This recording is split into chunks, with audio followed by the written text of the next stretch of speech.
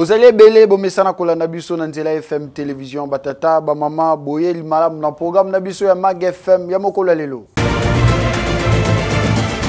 To fongoli basango mokolo lelo pona kotel Sabino ete réconciliation à Kafu et Salimaki entre les cordons, Maître Maloua Billy Cléophas na le cordon, évêque Pascal Mukuna et les Kanaki qui toko binomoko botala nengeni nezalaki.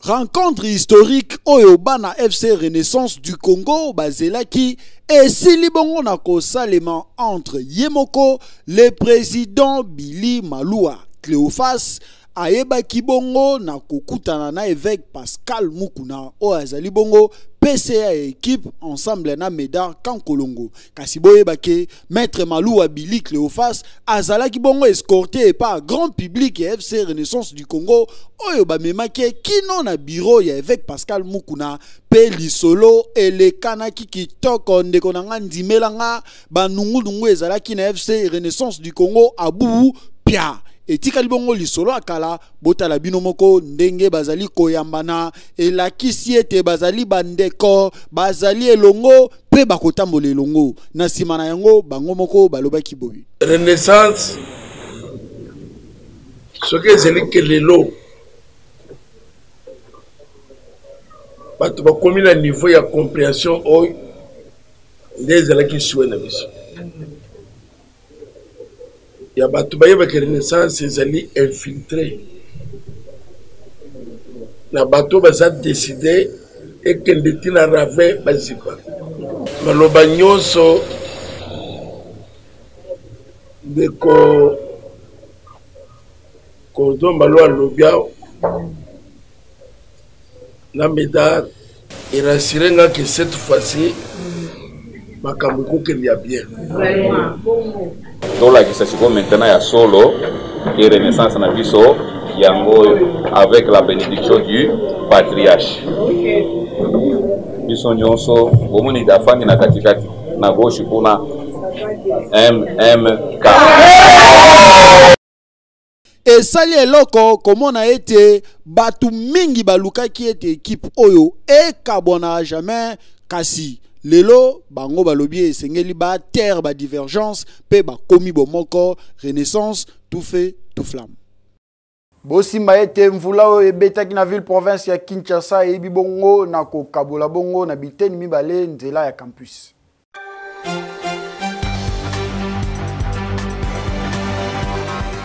Libengi moko ezali causé, il y a plus ou moins 30 mètres. Ezali créé sur la route Kendaka vers universitaire à Kinshasa. Après Mvula Betaki, dimanche 26 mars 2022, selon constat Salimaki sur place, érosion Ezali ko s'est retrouvé na quelques mètres à la clinique universitaire. D'après ma explication sur place, Ezali pression à Maï Mvula Ezalaki à la base de la catastrophe Oyo. Kasi tinongonga oyo et loko moko te ezwami loko la perte na vie humaine to peza signalé par ailleurs ba dégâts ebele eza signalé o wapi bato ba perdre biloko ebele. Kasi sengeli kosimba ke quelques maisons à proximité à tronçon oyo nde ezalaki emportées par érosion o tozali konnoté perturbation ba circulation ya ba véhicule pe mituka misusu. Et sengeli pe koyeba que transport en commun o ezali kouta cité verte Upen Masangambila et koki kokota kote ote parce que ezali entrée principale ezali komema unikin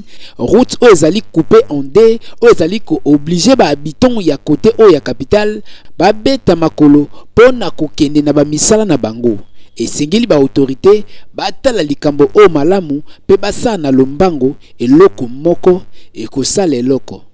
Na wenze ba mama bazali ko continuer toujours kolela poete ezali ko simbate social eza mabe makasi.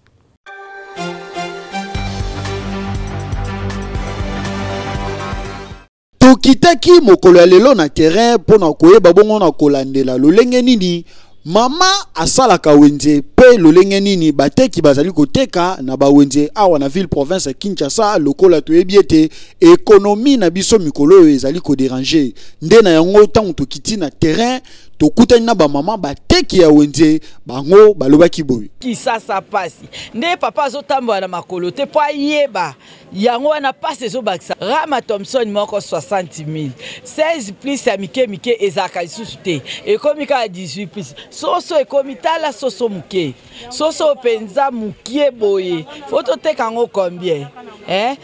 000 mutu azoboya bande evanda yenga na mesa mutu aza na 7 000 ta osomba soso etuleli nga kaka yango nazoyeba te so nalia yango nasala nini pasi bato baza na bambongo te tangu to approcher basombi bango pe balelaki balobi wenze passe biloko noso ya komata net ana yekoluka katanga wisa watala taka mo loko 500 francs tanga wisi 500 francs elo tozaki ba 200 ba 100 francs comme 500 so toke na tomate awawa 2000 oyo ozomona 2000 oyo 1000 francs eloko zaka ba 200 eloko ezokuta na mboka na biso moko metala talo loko nyonso ba épice donc problème donc na comprendre te. En tout cas, bakonza mboka bameka kobongisa nani pona kote wana bakitsa na dollar et ça biso beso dollar ekiti esali pasi mingi komona ke ba problème oyo population azali kokutana nango azoyeba te nani oyo akoki bongo ko apporter les solutions kasi na yango atelisu na yeka ke pa bakonzi bayeba na kosala eloko pote nzala na mabumu ezali kotungisa e kosala malamu te.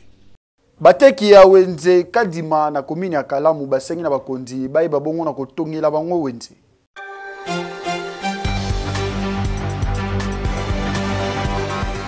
Tozali na marché Kadima ndeko na nga ndimela ngai marché oyo ezali entre direction Kasangulu pe balabala université na katikati ya balabala Kimwenza. Ndimela nga ke ndeko na nga esika oyo ezalaka balabala pe mituka ezalaka koleka nango normal kasi lokola ba marché pirate ezali toujours ko gagner espace na ville province ya Kinshasa nde ba mama oyo ba sepela ba kota na bango na veni Kimwenza babanda koteka awa sur ordre ya bakonzi ya Kinshasa nde na yango ba pesi mbela na bango pe ba sengi na bakonzi bayeba na kosaela bango wenze wenze te wenze zala kuna na nzela kuna babukango bana pe bakotsa biso stand ba ya tozela wenze to mona na sala biso wenze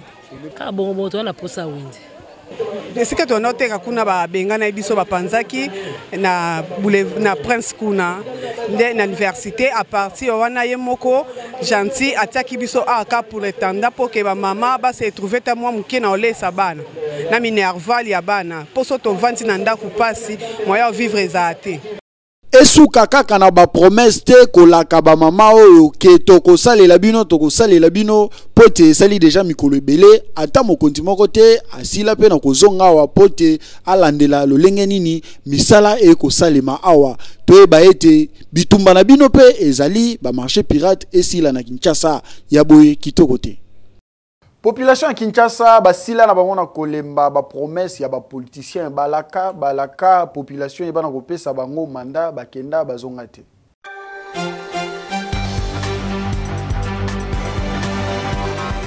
Onga inde mwana malamu bo vote ngai slogan ya bayaka pona koluka ba voix na maboko ya population kasi peuple si atimbela pe a comprena ba o bayaka pona koluka ya bango bomengo po bakima eyeba na kaka na situation ya pasi tozali précisément na commune ya Masina na partie est ya Kinshasa onde bato baza biso to banyima na bango biso to votaka bango ba sepelaka na bomengo ye fatia lo baki les peuples d'abord mais il y a pas du courant to vivre ndeni mission ya parlementaire to député population esengi oyeba ete ezalaka pona ko voter ba loi pe kolandela exécution na yango na ndenge esengeli onde bato baza biso to banyima na bango. Centre hospitalier Dominique Lecoeur ezali esika malamu pona yo mutobela tamula yibeta to okozwa lobiko na tango mukie.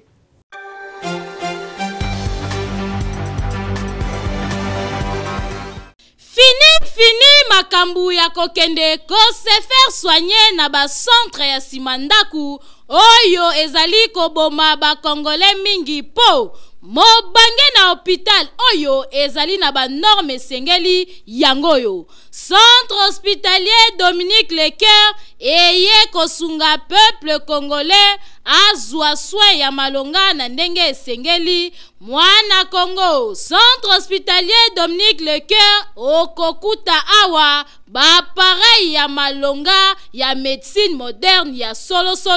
oyo ezali ko détecter maladie nyonso ebombani na nzoto ata ebombani na songe ya suki grâce ya ba pareil oyo maladie wana ekozala détecter. Awa bazali na laboratoire ya malonga kaka pona kosunga peuple congolais. Esengeli boyeba ke ba médecin oyo bazali ko traiter pe awa bazali ba médecin oyo batanga médecine na libanda ya mboka kasi baye ko pratique yango awa na République démocratique du Congo pona kosunga bandeko na bango bazwa soin ya malonga na ndenge esengeli. Na oyo etali prise en charge bomi tungisama te kokende libanda ya mboka na centre hospitalier Dominique Lecoeur prise en charge ezali assurée. Esengeli koyeba lisusu ke centre hospitalier Dominique Lecoeur ezali na ba service locaux la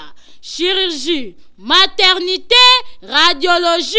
kinésithérapie, échographie, endoscopie. Nyonso wana kaka po basunga peuple congolais ba patient na bango bazala bien traité. Na oyo etali cas d'urgence soki obeli na ndaku ozali na possibilité ya kokoma hôpital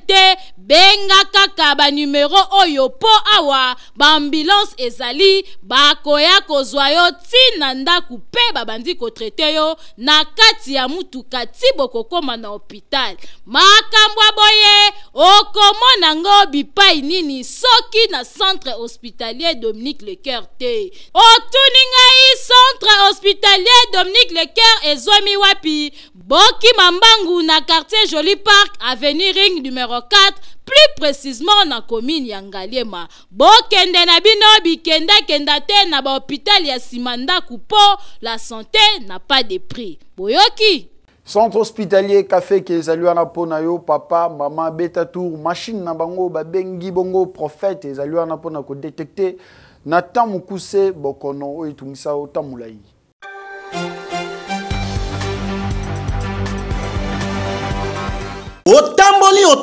Otamboli solution yangoyo. Centre hospitalier Kafeke et Tritaka ba maladie ebele presque ba maladie nyonso o eza na kati ya mokili. Tozana problème ya basi oyo ba botaka te. Tozana machine moko oyo ezopesa biso ba diagnostic ya solo malade oyo ya mikuwa. Rhumatisme, hernie discale, tozana ba spécialiste oyo bazo traiter yango makasi. Problème ya AVC oyo ba musu bazo kende ba poto. Ona domaine ya poison tika na yo pardon bondi melangai centre hospitalier Kafek domaine ya poison en tout cas ateza retardé taux rapide awa soko ye ato tikala ki na 2 minutes ya liwa yeba ke soko zwikis ozwi solution. Biso tozana nguya parce que tozana machine moko oyo toyaki na poto ezo détecter kito problème ya ba poison na kati ya nzoto. Ata eza ya ndenge nini et puis tango e détecter yango ezo talisa tant oyo esali na kati ya nzoto quantité eza ndenge nini na ndenge nini ya ko traiter. Lingaka oyeba ndenge nzoto na ezali kotambola to oyoka batiko taki ya machine ya mundele ndenga za ko détecter ba maladie nyonso yaka komona machine oyo babengi prophète. Prophète azali koloba makambo ezalaka o ezali koya po o ezali sika awa ndenge moko na machine oyo ezali ko détecter ba maladie nyonso. Okosenga te o ebisa médecin onongai nazobela boy te. appareil wana biso to surnommé appareil wana prophète zozwa maladie nyonso oyo eza na kati ya nzoto na ya mutu na ba symptôme nyonso na cause oyo ekozaka maladie wana appareil wana e proposer lisusu traitement ya mutu oyo il faut kopesa telle période otoza na promotion ezala ba examen ezala ba traitement ba activité nyonso oyo ezosalama awa na centre hospitalier Kafeke eza na kati ya promotion oza na Rompwe Ezo, sima ya station Lodge, avenue Ngindu, numéro 5, quartier Yolo Sud, commune de Kalam. Numéro de téléphone Nabiso 085 041 14 07. Esmika mezali wana pona yo elenge mwasi elongo mobali kende yekola musala po ete yo koma utile na société.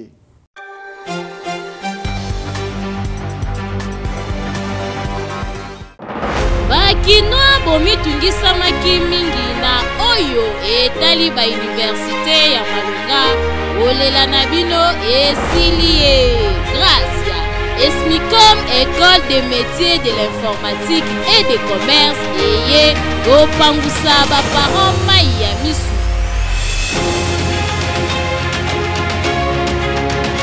awa okomitungisa te po mwana akotanga lolenge elongobani grâce ya baprofesseur ya Malonga oyo bazali awa bazali kotangisa kitoko kote bapoint sexuellement transmissible ezalaka nango awa te esengi mutu ya mwana esala po amerite diplôme oyo koluka awa na oyo etali ba faculté Esmicap ebongisi ba faculté lokola programmation, comptabilité, télécommunication pe ba option misusu basal ezali bien équipé pe bien aéré côté munge bosana po ozotanga pe servo ezali kopema kimia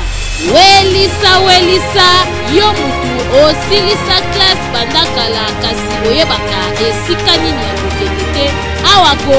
abakisi pe lisusu système ya LMD oyo ezalaka libanda ya mboka kasi okokuta yango na Esmicom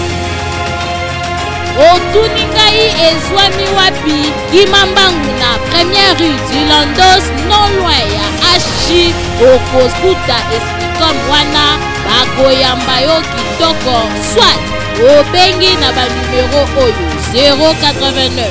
52 42 819. Studio Liloba ezali wana pona yo ndeko mobali ndeko mwasi oyembaka bien kende okoyeba bongo na ko enregistrer album na wana ba condition ya kitoko.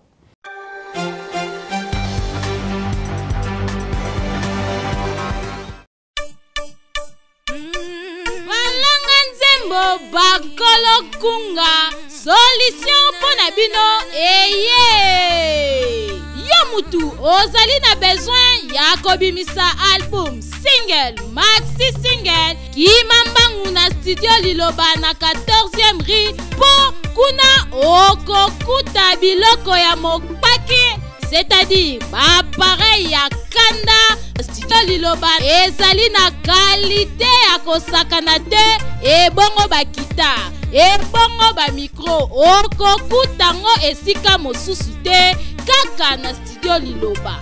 awa soki okoti okoyemba lokola Angelu po awa son erataka kutu te awa tobetaka na biso mopanzi te po nyonso ezali na qualité enregistre album na yo awa ebimi lokola outaki na États-Unis nzoka nde enregistraki yango kaka na ville province ya Kinshasa na 14e rue na studio Liloba awa ozali na tante ya kokende kosala mastering libanda po nyonso ezobeta madata na studio Liloba kopanga na yo na oyo etali prix te a cause ya bapareil sophistiqué oyo ezali awa prix ezali nango abordable ofuti mbongo mukie kasi basaleli yo musala ya qualité oyoki Boki Mambangu na commune ya Limete na 14e rue industrielle numéro 23 na avenue Moulangi oza mobimba akei ezali na ndenge elongo bani. Oyoki boyebele.